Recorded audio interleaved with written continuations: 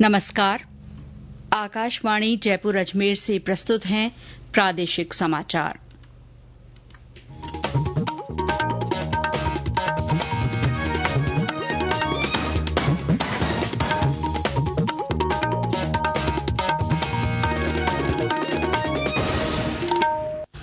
मुख्य समाचार। प्रधानमंत्री नरेंद्र मोदी कल आकाशवाणी के मन की बात कार्यक्रम में अपने विचार साझा करेंगे। प्रधानमंत्री कल जोधपुर में राजस्थान हाईकोर्ट के 75वें स्थापना दिवस कार्यक्रमों के समापन समारोह में शिरकत करेंगे। मुख्यमंत्री भजनलाल शर्मा ने कहा, बढ़ता प्रदूषण, जलवायु परिवर्तन और संसाधनों का अंधाधुंध दोहन हमारी धरती को दिन ब दिन कमजोर बना रहा है और प्रदेश में कुछ स्थानों पर भारी बारिश। आगामी 2 दिनों में कोटा, उदयपुर और जोधपुर संभाग में कहीं कहीं भारी से बहुत भारी बारिश की संभावना।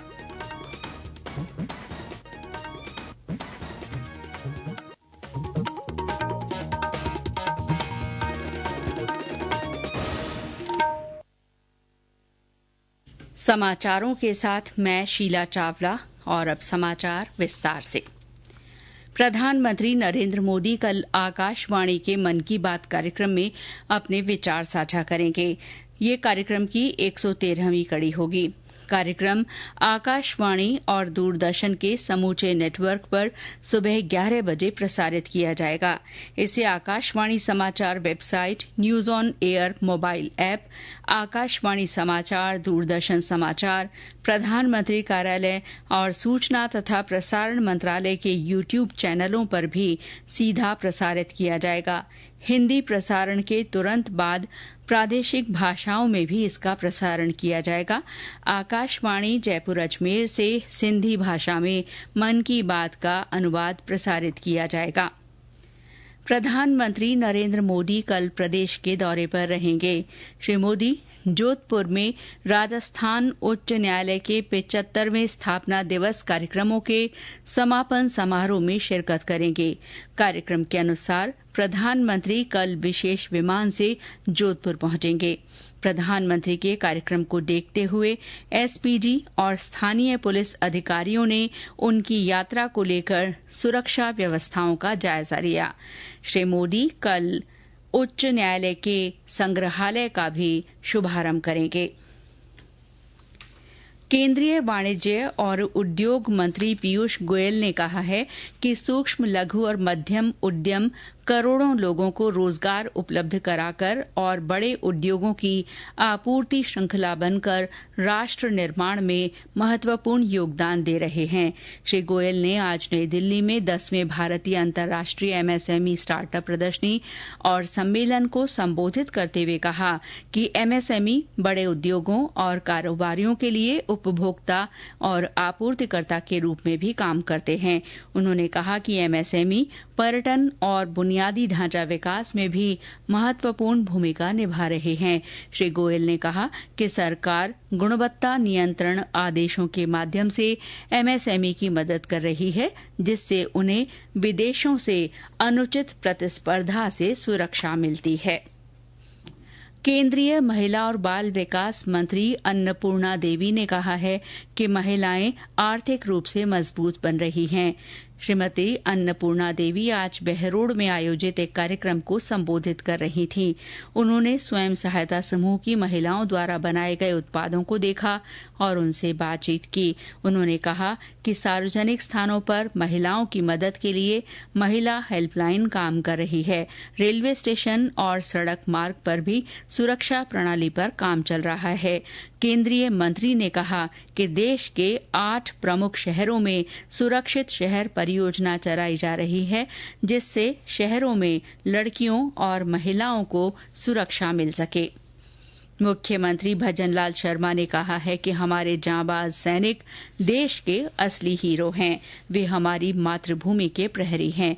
इन वीरों के अदम्य साहस और हौसलों के कारण ही 140 करोड़ देशवासी निश्चिंत होकर रह रहे हैं। श्री शर्मा आज एक निजी चैनल के कार्यक्रम को संबोधित कर रहे थे। इस मौके पर उन्होंने शहीदों की वीरांगनाओं और परिजनों को सम्मानित किया। मुख्यमंत्री ने कहा कि प्रधानमंत्री नरेंद्र मोदी ने सैनिकों और उनके परिवारों के कल्याण से जुड़े अनेक महत्वपूर्ण फैसले लिए हैं। थल सेना और वायुसेना का हेलीबॉर्न ऑपरेशन आज फलौदी एयर बेस क्षेत्र पर संपन्न हुआ। इस दौरान दोनों सेनाओं के जवानों ने संयुक्त युद्धाभ्यास किया। इसमें दोनों सेनाओं के जवानों ने हेलीकॉप्टर के जरिए मौके पर पहुंचकर दुश्मन को मार गिराया। हेलीबॉर्न ऑपरेशन 22 अगस्त से शुरू हुआ था। ये समाचार आकाशवाणी जयपुर अजमेर से प्रसारित किए जा रहे हैं।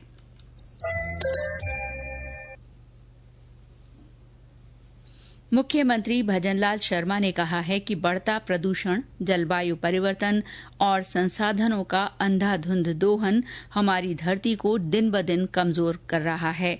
उन्होंने कहा कि ऐसे में हम सभी का कर्तव्य है कि मिलकर पर्यावरण को बचाने के लिए सार्थक प्रयास करें। मुख्यमंत्री ने आज जयपुर के एसएमएस स्टेडियम से पर्यावरण संरक्षण के लिए आयोजित साइकिल रैली को हरी झंडी दिखाकर रवाना किया। मुख्यमंत्री ने कहा कि प्रकृति को बचाने के लिए बदलाव की शुरुआत हमें खुद से करनी होगी। श्री शर्मा ने कहा कि हम सबका ये सामूहिक दायित्व है कि हम पर्यावरण का संरक्षण करें। इस अवसर पर मुख्यमंत्री ने सभी प्रदेशवासियों से प्रकृति को नुकसान नहीं पहुंचाने और पर्यावरण के संरक्षण की अपील की। साथ ही उन्होंने सभी से एक पेड़ मां के नाम अभियान में बढ़ चढ़कर हिस्सा लेने का आह्वान किया। विधानसभा अध्यक्ष वासुदेव देवनानी ने अजमेर में स्थापित होने वाले आयुर्वेद विश्वविद्यालय के वास्ते प्रस्तावित भूमि का आज निरीक्षण किया।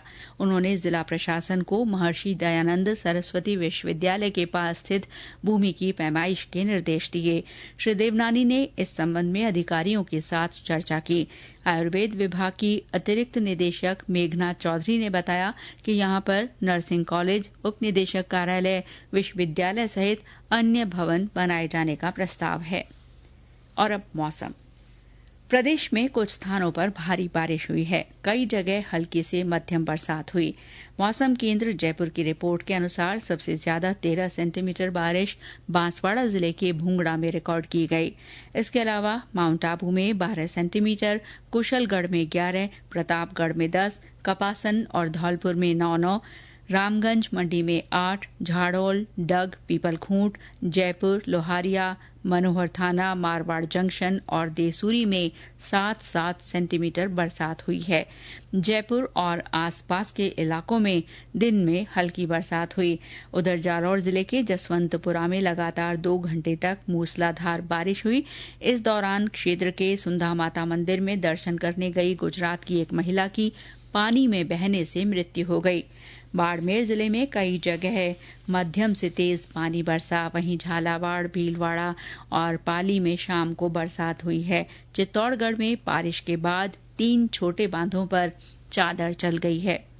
इस बीच मौसम विभाग ने कहा है कि आज कम दबाव का क्षेत्र मध्य प्रदेश के पूर्वी भागों के ऊपर स्थित है।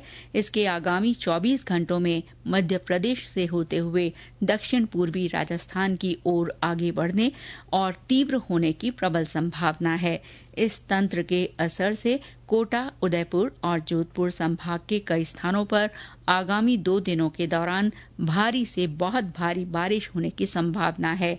कल कोटा और उदयपुर संभाग के जिलों में कहीं कहीं अत्यंत भारी बारिश होने के आसार हैं। देश में चल रहे आशान्वित ब्लॉक कार्यक्रम में चित्तौड़गढ़ जिले के निम्बाहेड़ा ब्लॉक ने दूसरा स्थान हासिल किया है। ये ब्लॉक राज्य स्तर पर पहले स्थान पर रहा है।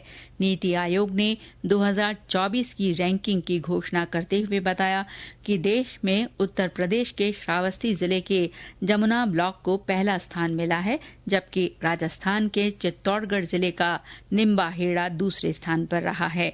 दूसरी रैंक मिलने पर निम्बाहेड़ा को 1 करोड़ रुपए की पुरस्कार राशि के साथ सम्मानित किया जाएगा। इस उपलब्धि के लिए विधायक श्रीचंद कृपलानी ने जिला कलेक्टर और सभी ब्लॉक स्तरीय अधिकारियों, कर्मचारियों और क्षेत्रवासियों को बधाई दी है। भीलवाड़ा जिले में जिला कलेक्टर की पहल पर नवाचार के तहत नेत्र ज्योति अभियान शुरू किया गया है। इस अभियान के तहत चिकित्सा और स्वास्थ्य विभाग तथा शिक्षा विभाग की ओर से जिले के सभी सरकारी स्कूलों में 12वीं कक्षा तक के विद्यार्थियों की आंखों की जांच कर भामाशाहों के सहयोग से उन्हें मुफ्त चश्मे दिए जाएंगे। जिला कलेक्टर ने आज हमीरगढ़ के राजकीय उच्च माध्यमिक विद्यालय में अभियान का शुभारंभ किया। अभियान के तहत सुमाणा ब्लॉक में लगभग 500 बच्चों को मुफ्त चश्मे दिए गए। भरतपुर के उज्जैन क्षेत्र में एक सड़क हादसे में 2 युवकों की मृत्यु हो गई। ये दुर्घटना कैमासी गांव के पास तेज रफ्तार द्वारा मोटरसाइकिल को टक्कर मारने से हुई। दोनों युवक भाई थे और उज्जैन से घरेलू सामान खरीदकर अपने गांव बेहरा रेखपुरा लौट रहे थे। अजमेर रेल मंडल ने यात्रियों के लिए टिकट खरीदने की प्रक्रिया को आसान कर दिया है। यात्री अब आरक्षित और अनारक्षित दोनों तरह के टिकट के भुगतान के लिए QR कोड की सुविधा का इस्तेमाल कर सकेंगे। साथ ही अन्य भुगतान भी डिजिटल कर दिए गए हैं। और अंत में मुख्य समाचार एक बार फिर। प्रधानमंत्री नरेंद्र मोदी कल आकाशवाणी के मन की बात कार्यक्रम में अपने विचार साझा करेंगे। प्रधानमंत्री कल जोधपुर में राजस्थान उच्च न्यायालय के 75वें स्थापना दिवस कार्यक्रमों के समापन समारोह में शिरकत करेंगे। मुख्यमंत्री भजनलाल शर्मा ने कहा है कि बढ़ता प्रदूषण, जलवायु परिवर्तन और संसाधनों का अंधाधुंध दोहन हमारी धरती को दिन ब दिन कमजोर कर रहा है। और प्रदेश में कुछ स्थानों पर भारी बारिश हुई है। आगामी 2 दिनों में कोटा, उदयपुर और जोधपुर संभाग में कहीं कहीं भारी से बहुत भारी बारिश की संभावना है। इसके साथ ही प्रादेशिक समाचार बुलेटिन समाप्त हुआ। नमस्कार।